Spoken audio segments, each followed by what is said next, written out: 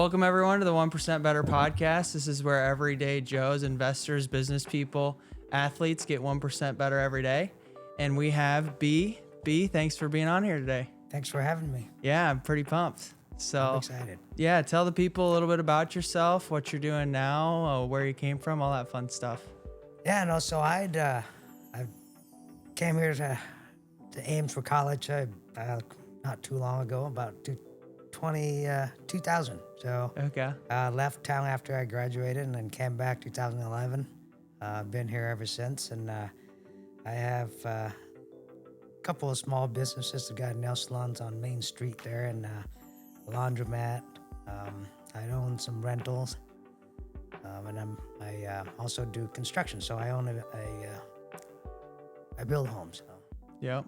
Is that where most of your focus is at these days, or? Currently, that's where I'm trying to get more custom home build. You know, we've got kind of a unique structure that we're doing with our company, so it's getting it needs a little push to get some traction. Yeah. What gave you the drive and the initiative to go from coming here from, where'd you come? Like Vietnam, right? Yep. So I came from Vietnam when I was 15. So I've been here 30 years. Yeah. What gave you the initiative and drive? Like, what was your major at Iowa State? Was it anything business related, or? It was marketing. Okay. So my grandparents, the motivations is that, you know, I grew up with my grandparents, and they were entrepreneurs, big time before the war ended. Okay. And so I always hear stories about their businesses, and I think that kind of over years kind of motivated me. I've said that, in Asian culture, most parents would encourage their kids to either go for lawyer, be a lawyer, doctor, or engineer. You know, Yep. I grew up just wanted to be in business. Yeah. So that's what I went for. There you go. Cool. Yeah. So when you got out of state, what did that look like the first couple of years, kind of to get you where you're at now? I know you had your real estate license. Were you active more in the real estate business after college, or what'd that look like? No, so after Bring us back a little bit. So after college, I worked for a company called McDine, and they do virtual reality. Okay. I was with them for about 10 years, and really that's where I learned most of my business skills. Okay. They're very process oriented company, so I picked up a lot of that business sense from there, and then after I left the company, I started nail salons shortly before that, and then I left the company and then started investing in real estate. Okay. And I don't know you know who Linda Sorensen is, but she was my realtor at that time, and she said, well, if you're buying so many rentals, you might as well get your license. Yeah. So I said, Linda, if you want to fire me as a client, I'm going to go get my license. And so I kind of got in just to kind of Diversify a little bit. You know, and kind of get in a way, insider information, hear stuff, you hear stuff before other people hear about it. And so you have a chance to jump on it. Yep. And from there, I'm just always been intrigued about constructions, and so I started looking into building spec homes, and I did that for a few years, and I figured that, I could do this for other people. I can build homes for other people by passing on the savings. So we're a cost plus structure. We pass on all the saving, meaning that whatever that we source for supplies or whatever it costs them, that's what they cost. Whatever it costs us, that's what it costs them for supply and labor. And then we'll just say, here's a percentage of our fee. And there's no other hidden fees, transparent. And we found, I find that a lot of people out there, especially with lack of inventory, the way it is today, families grow and they want to get in a bigger home. There's no inventory, right? And then people look at building, but there's always that stigma about building a new home. There's a lot, it costs more, it costs a lot higher costs. And so I thought, if I can save people money and get them into their homes, it would be a great feeling. Yeah, win-win for everyone. Right. For sure. And we had an incident, not an incident, but we had an opportunity where we had a client came to us, picked out a floor plan. We priced out for them. They took our floor plan to another builder. Which is like kind of like a no-no, isn't it? Right. Yeah. Right. Because now the other builder has our floor plan and yeah.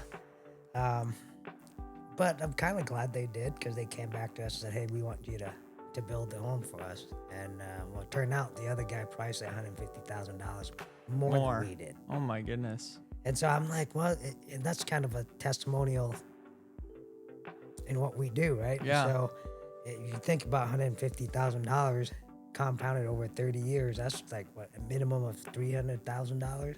Yeah, at least. So at least. Well, that's at least a year or two wages for some people. Right. That's a lot of money. Right.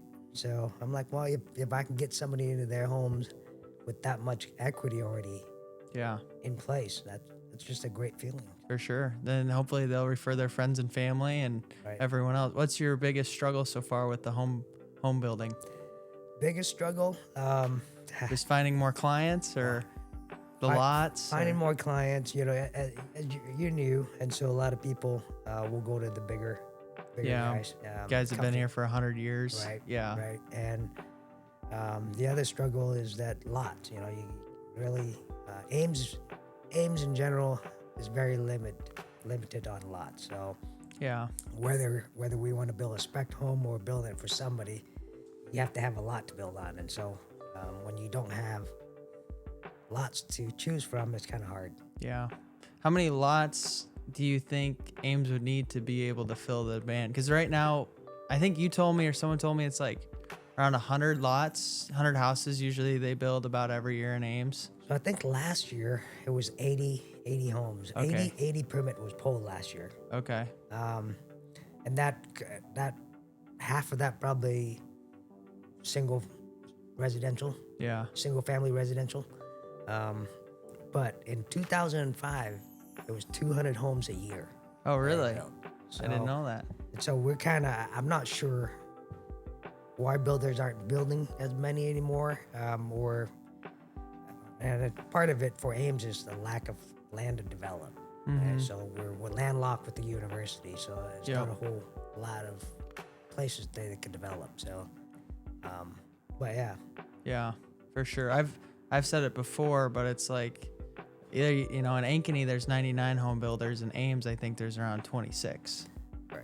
So that that kind of feeds into your idea there with there's only limited inventory, and when there's limited inventory there's limited competition, and so when there's limited competition that's why there's probably that big discrepancy in price. Right. Because there's only so many people that want to do business here if there's only so many opportunities. That's true. Yep, and yeah, you're right. If you go down to Des Moines and drive to any new neighborhood, you see tons of different builders. Yeah. Versus Ames, you got a handful. Yeah. Any new neighborhood you drive to, you got a handful. And then we got some neighborhood that will restrict builder. Yeah. And they only want certain builder to be building that development. So that's the other. Yeah. Have you? I know one time you were telling me you were looking at different communities around kind of Ames. Are you still doing that, like Nevada or Boone or Colo or Story City? Yep. So yeah, just being as small as I am, got to be creative on growth, and I think with Ames so limited and other larger builders and developers that are doing everything else in Ames, kind of resort. I got to go outside of Ames. I got to look at smaller communities and see what opportunities there are, where the growth are at for those communities. Mm-hmm. And so that's something I'm actively looking, searching. I think there's still decent demand for those small communities. Like, there's a lot of benefits to living in a small town like that. I just went back home and went turkey hunting a couple weeks ago. I was like, I get behind this. I kind of living in Ames, not like Ames is that big of a town, right. but you kind of lose that lifestyle a little bit that you could get in the country or living in a smaller town. So I think it still resonates with a lot of people, you know. Definitely. And there's not as many. You probably would build more of a custom home there. You wouldn't build the specs, would you? Or depends. It all depends. It's it's a little tougher when you get into a smaller community as well. Because you got the values, the homes actually smaller footprint, smaller values of home. Yeah. Then it makes it tough to build because the cost of construction has gone up quite a bit. Yeah, costs the same to build here or there, Right. you know, with the raw materials. Obviously, there's other things that go into it, Right. but yeah, that makes sense. So custom home would be ideal, but spec home would be a little tougher because your margin is not quite where you want it to be.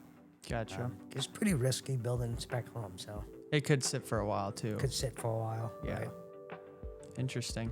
What talk to me a little bit about your active real estate portfolio. What does that look like today? Do you manage it yourself? Do you have third party manage it? What does that look like? I do have somebody else managing some of that. I still have a couple properties that I'm kind of managing it myself. I'm actually rolling it over to the other company to manage, but I'm actively seeking to buy to grow my portfolio. Yep. One of the hardest thing again, I love to go outside of Ames because I think there's more opportunity. Mm-hmm. It's just that I've lived in Ames for a long time, and so Ames is where I know best, right? You know the market. I know the market better here than Des Moines, and then I don't know in the areas as well. Yep. So, and the contractors, you know, like right. that's kind of probably. I think if you're in real estate, you kind of automatically kind of get pulled to construction a little bit. It's either like construction or management because that's all the time you're dealing with. You know, you're dealing with stuff breaking or you're dealing with the people. Right. And so, yeah, like if you know, Des Moines doesn't seem like that far away, but there's definitely some contractors that won't go drive down there that I know. And it's like you have to recreate your whole playbook, you know? Yeah, definitely. I mean, it's important to know your contractor as well. Have that list. Because not every contractor is going to be there when you need them to be. Because a certain time of the year they get really busy. Yep. And certain contractor that you want to lean on more heavily because the quality of work that they do, right? And so or the accountability. For sure. But yeah, I mean, it's harder in Ames because you got so much real estate in Ames is owned by a few people, and those few people don't hardly ever sell them. Yep. And so, and then I also find that wherever, regardless is here or in Ames, I find that real estate, especially used inventory, is really hard to. It's no good deals anymore. Unless they're way off market. Right. Yeah. Unless you're way off market, unless somebody are tired of managing it themselves. Or they're really beat up. Right. Like, even they still usually, sometimes when they're really beat up, they want an arm and a leg for it. Yeah. You know? Yeah. And so I'd been, just a lot of time I'll look at a deal and I'm like, this doesn't make any sense because traditionally you could actually do a 25% down payment on it and still be able to cash flow. Yep. Now you got to put in a lot more. And so when you look at from a cash on cash standpoint, the return isn't quite. It's not. I mean, I just looked at a deal recently where, you have to put down 40%, and to look at when you look at cash on cash return, that's like nothing anymore. So, and so it's definitely harder to grow. For sure, yeah. I just came across, which I can probably tell you about it now because it closes on Friday, so this won't even come out by Friday. But I'm buying a storage unit in Fort Dodge. It's 166 units, and then it has 3 large overhead storage facilities, so like boats and RVs and stuff. And I don't think I got that great of a price on it, but I was able to negotiate some like seller contract terms and really say, okay, if you want this price, the old Robert Kiyosaki, I need help with the terms. Right. And so they helped me out on a lot with the terms. So I really didn't have to come anything out of pocket to buy it. On that price was like, that you're never going to happen. But the kicker is they have 200 tenants up there, and all of them pay cash or check, and they hardly have any leases. Wow. So it's like me and my teammate Tristan had to call through 220 tenants like 5 times because, they all don't pick up the first time. Right. And they're all kind of older, probably tenant-based demographics, probably like 50 to 60.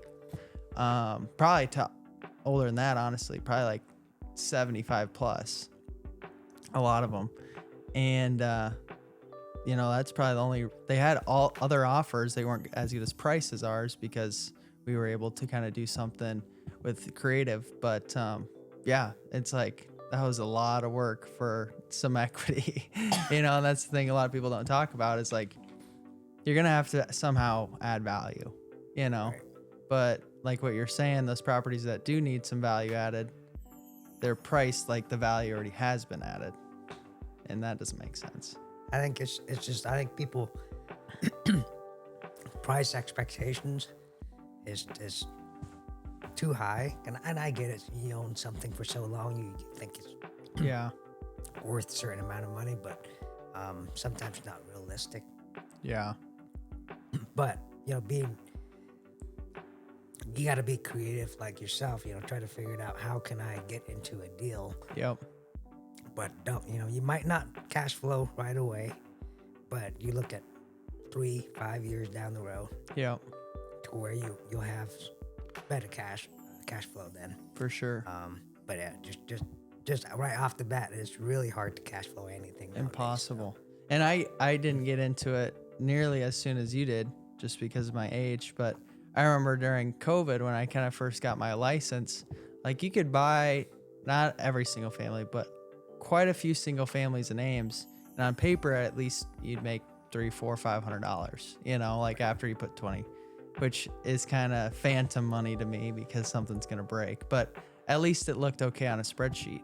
Right. Now you try to buy that because rents really haven't went up. It's like you'd be lucky to kind of break even. Right. So, and I bet the numbers have just gotten kind of worse and worse and worse over time. Like what did it look like when you first got started?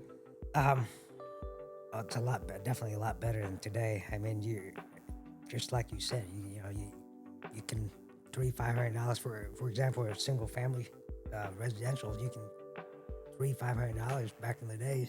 Now it's really hard to even get $100 or $200 cash flow. Yeah. Right. And so you gotta pivot. You gotta sometimes look at the deal from a different perspective or standpoint.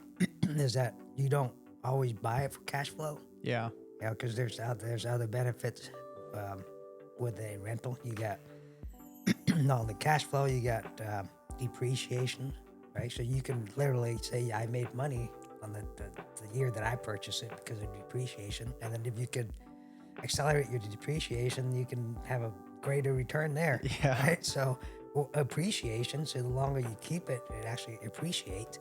And then you got paid down, somebody else paying it down for you. Yeah. And then, 3-5 years down the road, that's leverage. For right? sure. You can use it and leverage it to go purchase another property. But I mean, some of the things that I've seen people, their main focus is on cash flow. Cash flow is great because you need some of that just to cover your expenses as you're more of a defensive measure is what I view it as. Right. Right, but the depreciation, and then appreciation, I think is one of the greatest piece there, because I bought a house 14 years ago as double its price. Yeah. So, and now that just cash flow is a lot better because rent have also increased over those 14 years, and so. Yeah. It's the long game for sure. Like kind of what you're saying. When I used to represent a lot of first-time investors, they're always, hey, what's the cash flow today? What's the cash flow today? What's the cash flow today? And they weren't thinking 3, 5, 10 years down the road when they could have bought something in 2021. Now it's 2026. They weren't really forecasting the numbers, what they'd look like in 2026. And so I think a lot of people do forget about that, Definitely. I mean, it's nice. I know that, if you have a bunch of cash and you just want to buy some properties and have cash flow coming in every month, so you don't have to have that 9 to 5 job. Yeah. That'd be a great way of doing it. But you're just looking at it long term. I say, where do I need to be in 15, 20 years, right? So that's that kind of game that I'm shooting for. Yep.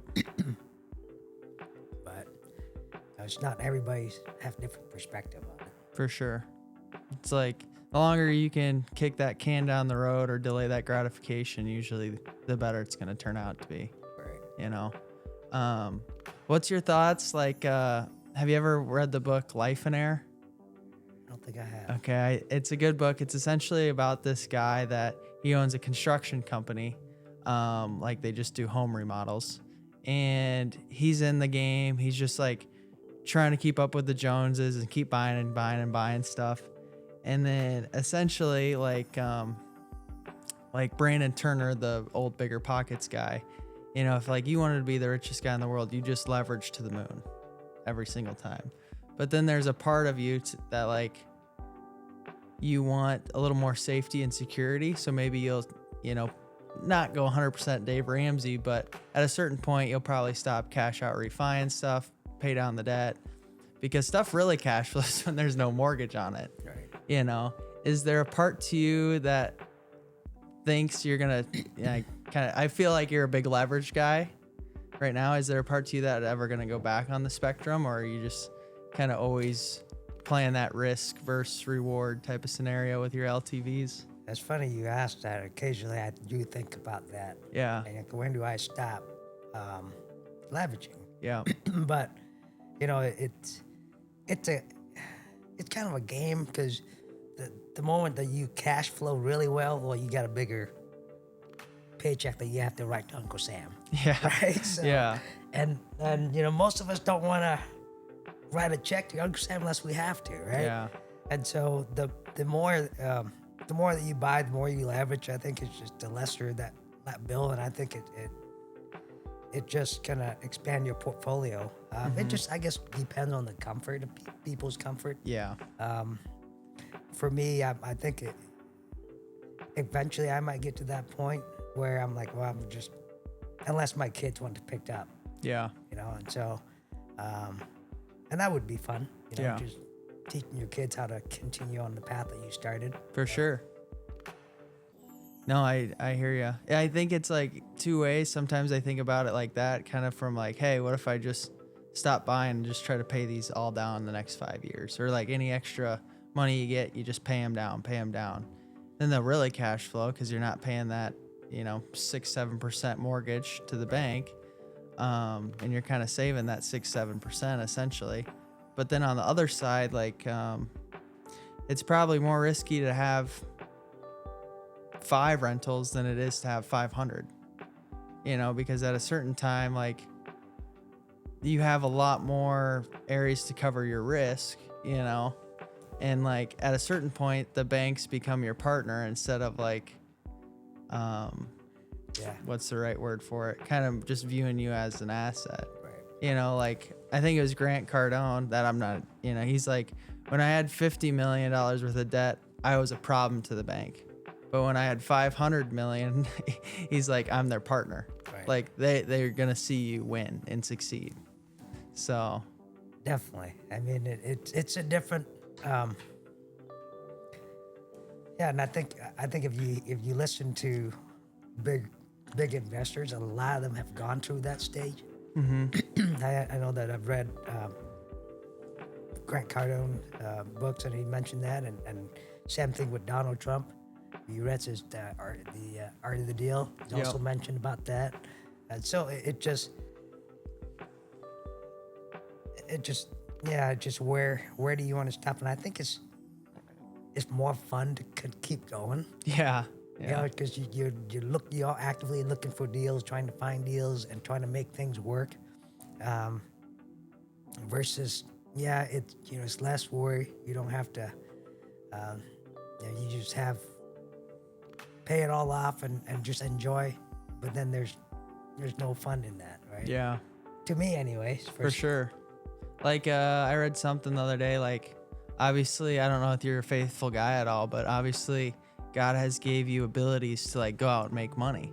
And like he gives everyone different abilities in life. And that's just one ability he's given you, is to see things differently and to be able to burden a lot of those risks. You know, like the things you're talking about, it's not just like the average person does it, you know? And it's like, you just get so adapt to the risk, I think, over time. It's just like another day, you know?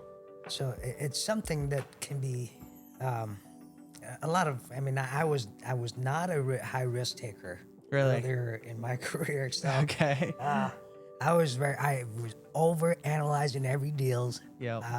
I, you know, yeah, just I always have that safety net in front of me. But I was going nowhere.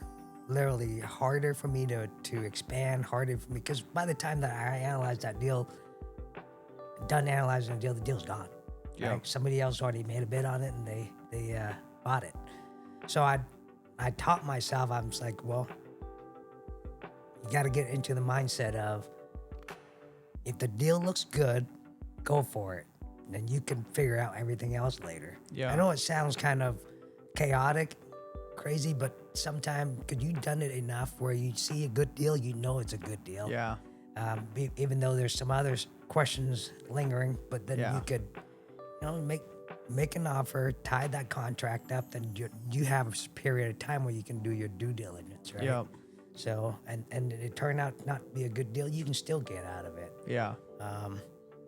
You know, I'm sure you've gotten into deals where closed and everybody move on, and you're still trying to figure out what's gonna do with the That's with the storage unit kind of deal. right. Like, So, I've never managed something like that, but we've thank the Lord we had like 3 months to close, 4 months to close, so we are able to get management software set up, at least have a game plan of the next couple months. But it's like, I've never managed storage before, but I know people have, so why can't I do it? You know, it can't be that difficult. right, well, especially with today's technology. Yeah. Right? So there's all kinds of apps and For sure. software out there to help you. And like, yeah, being able to sound so simple, but just being able to send out all new leases at one click of a button to people, you know, through email or text message reminder. Hey, rent's due. Click one button and it sends out 250 texts. Like, just simple things like that. It's like, now one person can manage that many people, you know, and it doesn't really take their whole week. Less overhead, less time consuming. Yeah. Yep. And now you can invest more back into the property, or, you know, build more units or whatever you want to do. So, yeah, it'll be interesting. Yeah, no. Probably some more stories. Question coming I up. have for you: how did you find that deal? Friend of mine that's an agent brought it to me. So it was listed on the market, and I really didn't have anything to do with it. But then he started telling me about it. I was like, all right, I'll go take a look at it. Like, I've never done storage. I'm really not interested in a Fort Dodge storage unit, but I'll take a look at it.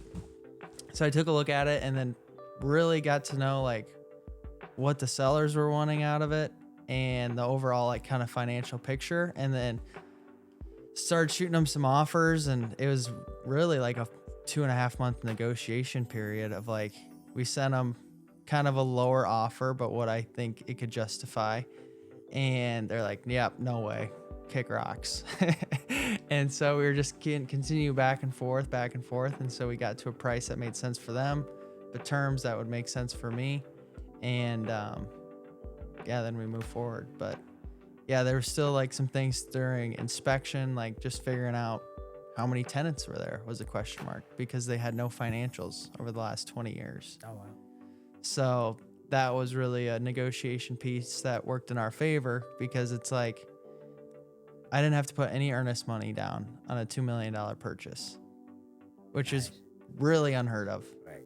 And a 90-day due diligence period, 90 business days. So like, even today, because we close on Friday, I could probably back out and nothing would happen. So things like that were the biggest things for me to feel comfortable moving forward, because there were so many question marks. You know, you couldn't even, they would just had like on a ledger in like a notebook on what their rents were and who had paid. And how to get a hold of them. Oh, really? Yeah. It was kind of the most shit show of a deal I've ever So done. they're probably just collecting checks every month and then taking them to the bank or whatever. Yep. Yeah. Yep. Yeah, people stopping by. Yeah, I called one person. I said, "Oh, don't worry, Susan. You won't have to stop by in the middle of winter anymore to drop off your $50." She goes, "Oh my goodness, thank you so much." Like people, like probably half their tenants were driving out there and dropping stuff off. You know, like how much of an inconvenience is that? Yeah. Yes. Yeah. Especially in today's world, right? Yeah. Everything's electronic. No, that's awesome. It just to show, it's just something that you're doing something that kind of have become my philosophy, to say no to nothing until you see it. And figure it out. Okay, that's not a deal for me. Then I'd say no. But I think too many times in the past where I said, I don't know. Yeah. I've learned that just go look at it. Once you see it and you said, okay, that's just not what I want to get into, or it's not a good deal, then I'll say no. But especially in today, there's not too many people doing what we're doing. Yep. And opportunities are far and few in between. So you just really gotta put in the effort and try to, for sure, not only find the deal, but once you have an opportunity, just go look at it. Yeah. I think that's one thing that in today's world with all the technology, it's like everything just got so much more efficient. And so that's probably squeezed the spreads too on traditional, single family or smaller units that used to probably be there. Right. Because now one guy, if that's the only thing he did, one guy can manage 250, 300 units, if that's the only thing he did. Where before, I think that would be very, very difficult without technology and all the advancements, It probably took multiple people to manage it. Yeah. Versus today, just one. Like these, yeah, for sure. Yeah, it was interesting. We had Paul Watkins, I think, if I'm saying his name right, the COO of Havercamp. Okay. And we had him on one of our investor meetups in Ames. He spoke. But Havercamp's doing a lot more new builds now because they just, obviously they're institutional, more buyers. They look for anything 300 units or above, but they're just building anything right now, developing, because the numbers don't make sense on pre-built stuff. Mm-hmm. So that funny you say that. I've also have been considering building multifamily rentals. Just like you said, you look at the used inventory, it doesn't make any sense on numbers. No. The downside to having a brand new building is that you got to fill it. It takes, it takes time to fill it up. Like 12 to 24 months, probably. Right. Yeah. That's only a downside, but then the upside is you got newer units, right? You have higher rent. Yeah. You could be selective on renters. Mm-hmm. Right. And so versus I've taken over apartment in the past where I'm stuck with people I'm not really paying. Yeah. That ain't any good either. Right. And so it's just like, and in the past, the old owner used to just, because he's retired, so he used to just go in there every day. So he collects whenever. But there's pluses and minus to both. But I think it's just because the cost, why it makes more sense. It's less maintenance when you build new as well. You have that deferred maintenance, so that 3-5 years down the road. Whereas buying used, you have a lot more maintenance right away. Yeah. But one of my things that I didn't really start out doing it, but I feel like I've always kind of kept my stuff pretty nice, is like what your property looks like is kind of what you're gonna attract, and then if you are, in the C, D class stuff, which I don't even think there's any much C class stuff in Ames, some, but really not that much. You're going to just have more headaches, more stuff's going to break. People are harder on it. Right. More vacancy, probably more people delinquent, whatever. So, the numbers might not look as good on B or A class stuff, but you usually have a lot nicer of a tenant. And that goes a long way when you have nicer tenants who actually pay on time, kind of take care of the the house, the apartment, because you have less when you do have turnover and they're still nice instead of otherwise you got to put a bunch of money into it trying to make it look nice again. Yeah. Do you have a focus? As far as like investing strategy or just an area or both? I would say right now anything value add.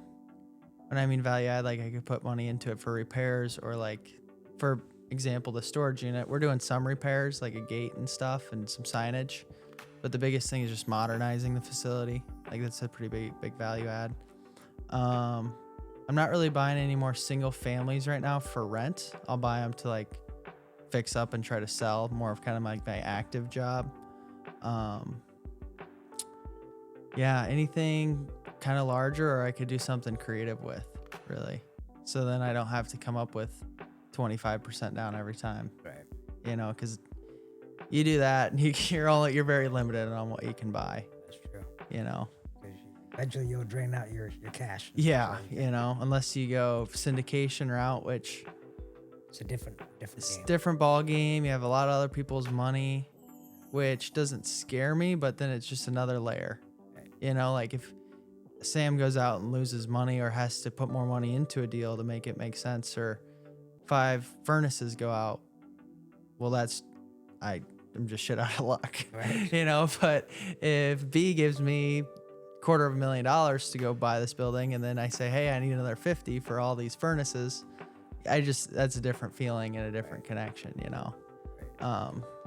So I think it'd be cool to do something like that down in the future, like some type of syndication or development, but not really probably at this time. Okay. So just curious on the single family rental. I know that's probably the easiest type of rental that people can get into. Yeah. But why are you not doing it? Right now, I'll do it if it's in a really nice area. Like if another house like this came available, I'd buy it and keep it as an Airbnb. Okay. But it's just harder to scale, and then it's kind of like the art of the deal, like you said with Donald Trump. Like he had something. I read sometime that he had 2 buddies. One was trying to do $1 million fix and flip on a house, and the other guy was trying to take down a 100-unit hotel. And they both succeeded, and they both did it in the same amount of time. So it was like, not to say it's a distraction, but it's like there's a lot more upside with when you're dealing with more units and less competition, I feel like. In a sense, it's the same effort. Yeah. You got 2 different results, right? So you got one versus has a lot more units in it. Yep. With a lot more potential. It's still one insurance policy if it's one house or 100 units, and it's one roof, all of that stuff. Like I just went through a bunch of my insurance policies because I still have a handful of single families. It's like, just that was kind of a pain in the butt, because you're like trying to find deck pages for 10 single family houses, or you can find one deck page for 12-unit apartment, right? So yeah, I feel like it's you might have a different take, but I feel like rent hasn't, since COVID, rent hasn't increased as much as property insurance or property tax and then insurance. Yeah. Haven't caught up to kind of level out. Yeah. I'd agree with you. Yeah. Which makes it a little bit harder to cash flow thing as well. Yeah. The thing I do like about single families like this one is like if I ever got in a pinch, I could sell this tomorrow. Like I could get it listed tomorrow. Whereas my 12-plex or commercial building, yeah, you get that probably listed tomorrow, but you're probably not going to have the same amount of feedback and buyer pool, which could be a downside. What's your favorite class of real estate? Oh man, hopefully the storage unit if it goes okay, but the 12-plex that one's going really well.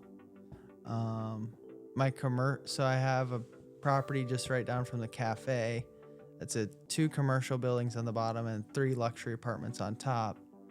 I thought I'm getting kind of dabbling in those commercial units a little bit. If that gets released, then I'll really like that building. But we've had it listed for probably a month and a half and been getting okay feedback. So just takes a little longer, I feel like, to lease that type of stuff. I don't know. There's advantages and disadvantages of it at both. I do really like the larger stuff because the cost segregation, like you talked about, you can do some smaller studies on a house like this, but it has to be over 250, I think, for it to really make sense. Right. What I've heard. So yeah, I mean, definitely. I mean, just when you do a commercial, I've seen it. And that's what that laundromat is. I bought that building for to lease because it's such a great locations, and Ames has very limited real estate or commercial real estate. But it's set for 6 months. You know, we had people that were interested, but they never pulled the trigger.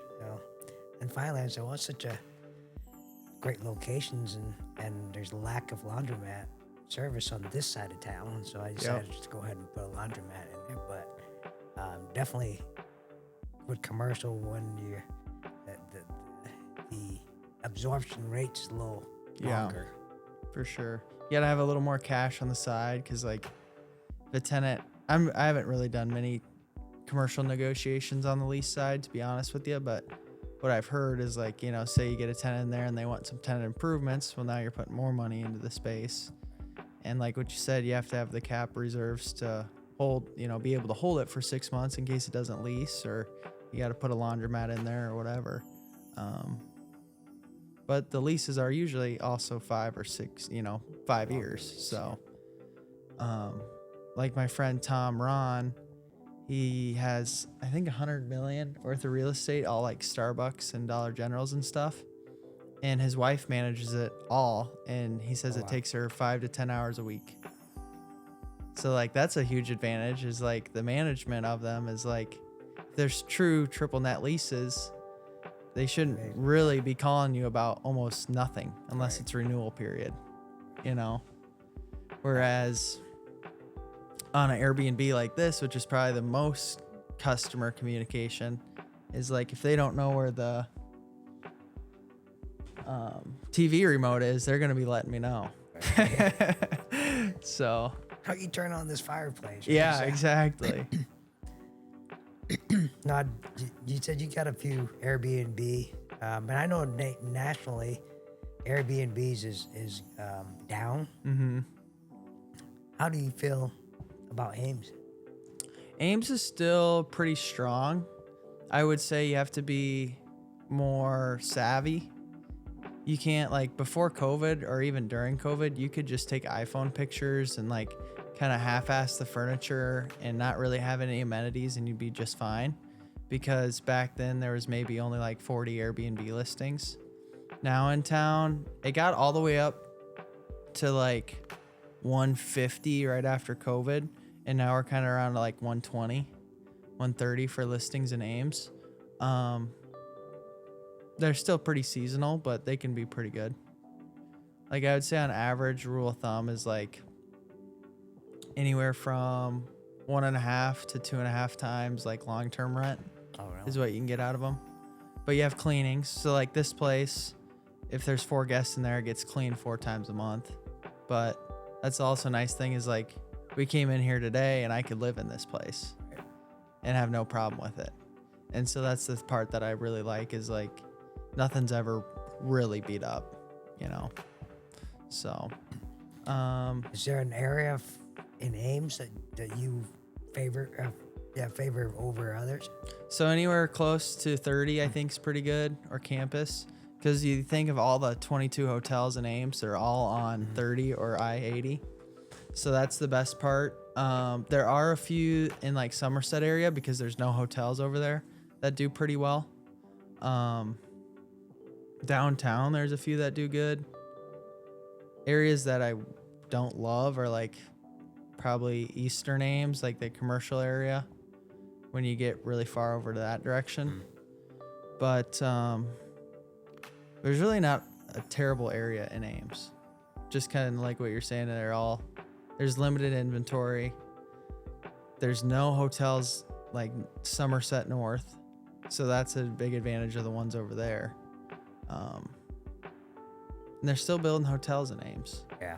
So they want to build 2 more, one with the Link and one with the Cardinal, I think, with Sci-Town. So those guys have a lot more money than me, and they're still building. So I think we're okay. Yeah, no, it's crazy because how many have been built over the last 5 years, and they're still saying they need more. Yeah. But just like apartments, we see them going up all the time. Yep. They're still building like crazy on the south side, but they're still saying we need more apartments. So yeah. I think that's part of it. I think rents haven't increased because all the new builds in Ames. I don't know if you think the same, but I feel like that is probably some factor in it. Yep, I agree. Especially newer inventory too. And what's been building on the south side is pretty close to the research park, the highway. Yep. Yeah. And even that new apartment they're building in Huxley, I think that's pretty big. I don't know how many units are in there, but similar to like a Bricktown vibe. So. Is that the Bella development? Yeah, I think in you're that right. area. Okay. Yeah. Yep. Just south of town there. Yeah, I think it's Ames is in a sense it's a bubble of his own. Pretty stable most of the time. Yeah. It just, and that might be why it's really harder for us, Yeah. for investor to find deals, is because so stable that nobody wants to get rid of anything. For sure. Well, I think Hunziker came out with a study that someone was telling me about, that they did a study over 2,000 units in Ames, and the occupancy was like 98 or 99%. Wow. So they don't have any trouble filling them. That's higher than average. Yeah. Very high. A lot higher than average, yeah. So that was kind of surprising. Definitely. And that might be why they're building a bunch more. Probably right on, yeah. Well, we kind of finish up every podcast, B, with a lightning round, I call it, if you're down for that. Sure. So what's your favorite book or podcast you'd recommend? Book would be Be Obsessed or Be Average. Be Obsessed or Be Average by Grant Cardone. Okay. I reread that book over and over and over for motivation. Yeah. Because I view him as more of a motivational speaker than anything else. Podcasts, I don't really listen to a whole lot of podcasts, but I listen to Jim Rohn. Okay, yeah. Is he the 7 Secrets guy? Yeah. Yeah. Yeah, I've not read Obsessed or Be Average. I've read his 10X one. Yeah. That's a good book. I think all of his books are very good books. Yeah. He's got a great story. Yeah. He came from nothing and was a troubled youth life and kind of turned his life around and got to where he's at today. That's just, to me, that's like the American dream story right there. So. Yeah, troubled background. I think he had a drug problem too, which he's very open to talk about. Yeah. Have you ever watched his show on Undercover Millionaire? I have not. I've been wanting to watch that. I would recommend that. It's very good. Where can you see that at? Hulu or? I think it was first filmed on Discovery Channel. Okay. But probably like Hulu or Prime or YouTube TV, one of those. But that was very good. He gets dropped off like right during COVID, and they still let the show go on. And so he's dealing with all that, he has 90 days to build $1 million business. and all he gets is like his phone, $100, and a rusty old truck. Oh. And he can't use any of his like old contacts either. Like he goes by a fictitious name, and it's pretty cool. I'll have to watch that. Yeah. I've heard it for a while. Just haven't had an opportunity. I don't watch a whole lot of TV. Yeah. Sound like a good show to watch. It is. It's inspiring. What's question 2? What's something people often get wrong about your industry?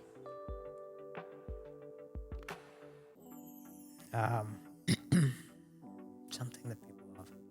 You can either go down the building or the investor route, whatever one you want to go. People, well, for rental, people always think that you got a lot of money sitting there, so it's okay for them not to pay rent. And not understanding that you do have a mortgage to pay on. Yeah. Right. And so, just like them, we're trying to pay bills. So I think that too often that that tenant gets that wrong, or just perception. Yeah. Well, you got a 12-plex, you got a commercial building, you got this, you got that. Well, I probably got more debt than they do. Yeah. Yeah, for sure. Yeah, the bank still wants to be paid on the 15th or whatever of the month, no matter if they pay rent or not. That's right. Yeah. So, what's one underrated skill that's helped you win?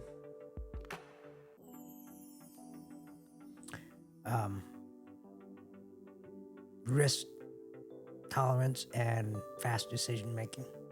Sense of urgency. I realized that a few years back that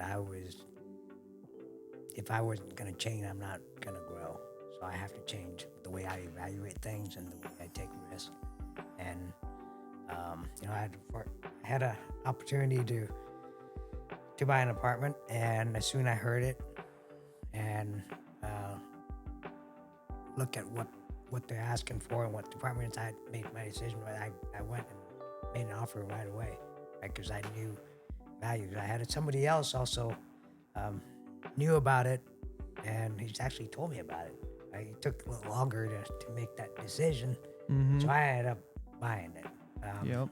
So just you got to make that decision, and make it fast. Otherwise, it won't be there. Especially as it's always been that way, but especially today's world, there's so many more other people are looking at deals nowadays, and if there's a good deal, it won't stay around for long.